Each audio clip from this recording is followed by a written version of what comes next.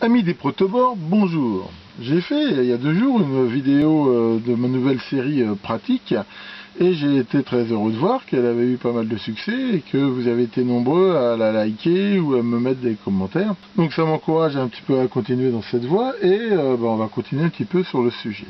Donc dans la première vidéo on a vu un petit peu les différents types de plaques et de pastilles et tout ça. Donc maintenant on va regarder un petit peu l'étape suivante quand on veut faire un circuit et comment faut faire. Il y a différents cas qui peuvent se présenter.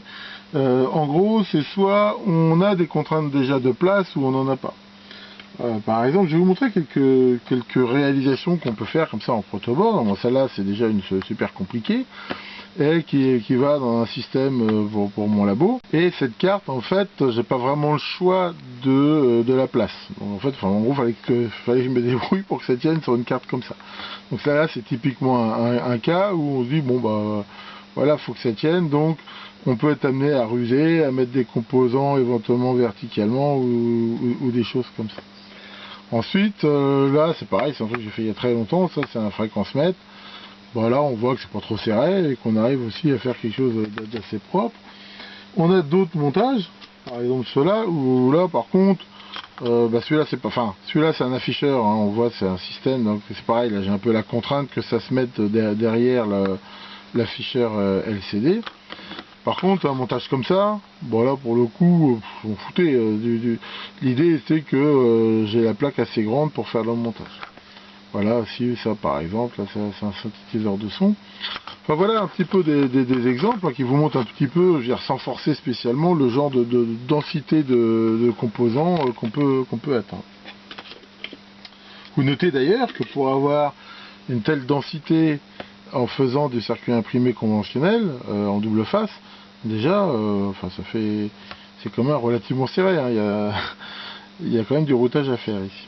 C'est là qu'on voit un des avantages du protoboard comme ça. Un internaute qui m'a posé la question de savoir est-ce qu'il y a un soft qui permet de faire ça. Alors en effet, Abacom fait un programme, je le mettrai en lien dans la vidéo, qui permet d'aider à la mise au point des protoboards. Bon, je connais pas ce programme, je l'ai jamais utilisé. Comme ça fait un perso, ça me paraît un petit peu aberrant dans le sens où le but justement du protoboard c'est d'aller vite et tout.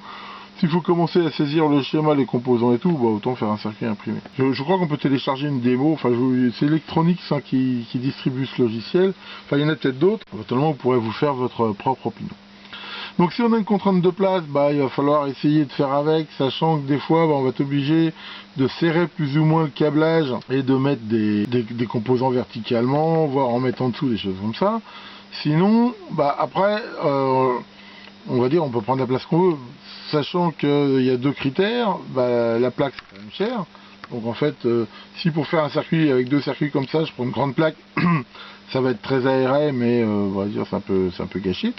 Et aussi en électronique, en règle générale, plus les câblages sont courts, mieux c'est. D'un autre côté, faire un câblage, pourquoi pas, j'en ai fait, des trucs où tout se touche parce qu'il n'y a vraiment pas de place, ça rend le câblage un petit peu plus difficile. Donc c'est comme tout, il faut trouver la bonne approche. Maintenant, avec l'expérience, généralement, moi c'est assez rare que je me plante. On arrive assez vite à voir, sachant que la première approche, la première idée, c'est déjà de mettre en gros tous les composants. Par exemple, là, j'ai les supports, remettre les connecteurs, les choses comme ça, sur une plaque, et puis regarder à peu près la place que ça prend, voir éventuellement un peu les composants passifs qu'on peut être amené à mettre, et souvent ça donne quand même une idée. Donc ça, en fait, je dirais c'est un petit peu la première étape, sachant aussi que des fois on peut se dire, voilà, je prends un circuit comme ça, est-ce que ça a des chances de tenir sur un circuit comme ça? Par exemple, je sais pas, moi je voudrais mettre ce truc-là, voilà, je vais essayer de mettre les composants, si je vois que ça va vraiment être chaud, c'est qu'il faut que je prenne une plaque plus grande. Donc voilà un petit peu l'approche.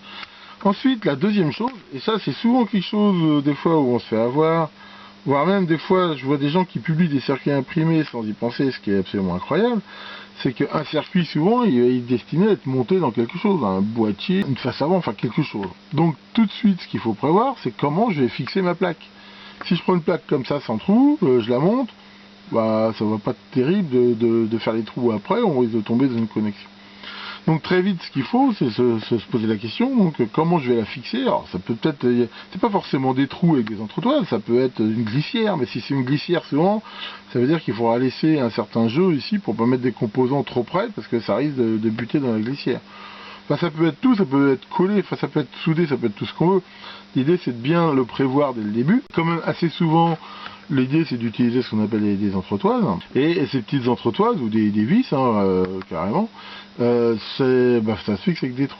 Donc, il faut prévoir les trous, et surtout, il faut aussi prévoir un jeu autour, parce que typiquement, une entretoise, elle est plus large que le trou. Le trou, c'est pour la vis qui la fixe.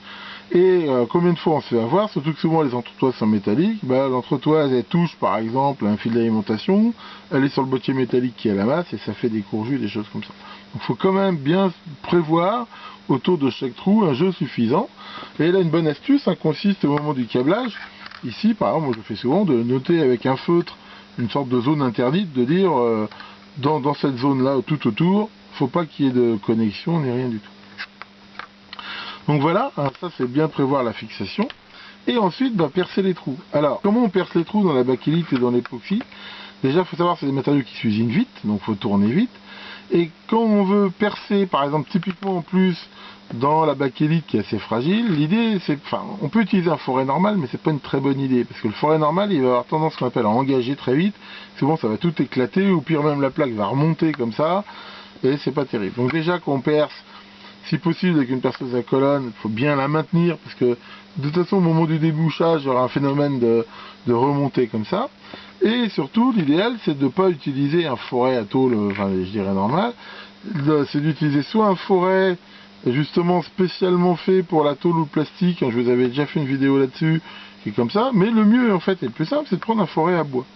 Parce que les forêts à bois justement, ils ont une découpe un peu comme ça, puis ils ont cette espèce de petite pique là, et ça c'est vachement bien, c'est comme souvent on perce en agrandissant un des trous existants, ça permet de le centrer très rapidement, et ça fait des trous très très propres, et ça évite beaucoup le système d'éclatement. Donc on tient bien la plaque, on positionne ici le forêt dans le trou, on y va doucement, et ça fait des trous très très propres.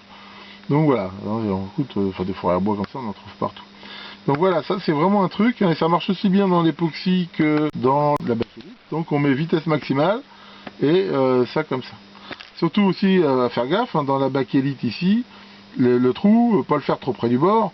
L'époxy c'est assez solide, là par exemple ce trou il est déjà assez près du bord, mais même si je l'agrandissais à 3 mm, parce que là il doit être à 2,5, il y aurait très peu de matière avec le bord, mais enfin ça tiendrait encore.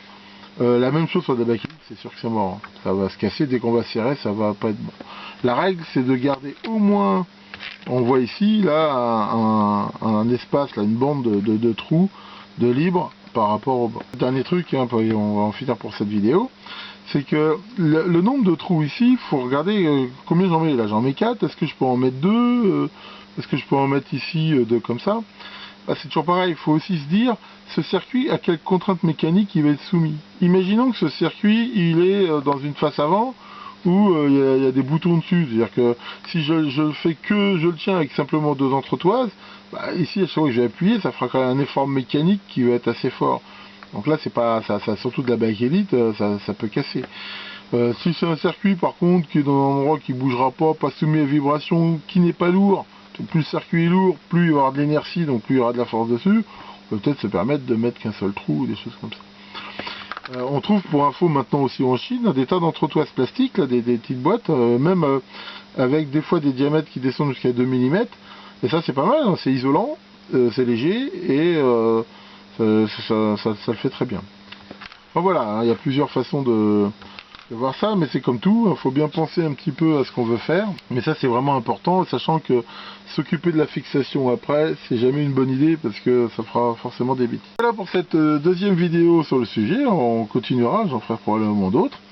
Merci de votre attention, et à bientôt pour de nouvelles vidéos pratiques.